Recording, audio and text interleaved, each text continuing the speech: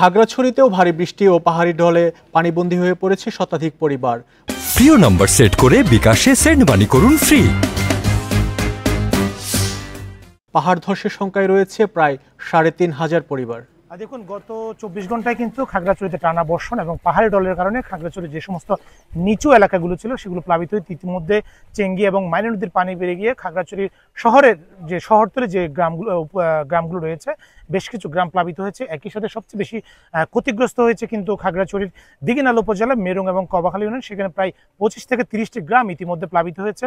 আমি যে জায়গাটাতে দাঁড়িয়ে আছি এটি খাগড়াছড়ি সাজেক সড়কের কবাখালী অংশটি। এখানে কিন্তু পানি উঠতে থাকায় সড়ক ডুবে গেছে এবং সাজেকের সাথে যে সড়ক যোগাযোগ সেটা কিন্তু একেবারেই বন্ধ হয়ে গেছে। অর্থাৎ এখানে পর্যটকবাহী বা যাত্রীবাহী বা পণ্যবাহী কোনো গাড়ি কিন্তু এই মুহূর্তে সাজেক যাচ্ছে না। একই অবস্থা মেরুং ইউনিয়নে প্রায় ২৫টির বেশি গ্রাম প্লাবিত হয়েছে।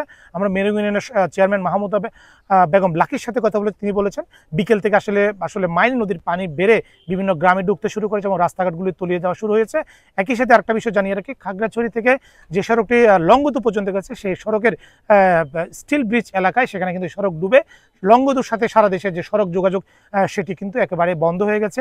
আমরা দেখেছি গত জুলাইয়ের ১ তারিখে কিন্তু এইরকম একই ধরনের বন্যায় কিন্তু সেই এলাকাগুলো প্লাবিত হয়েছে।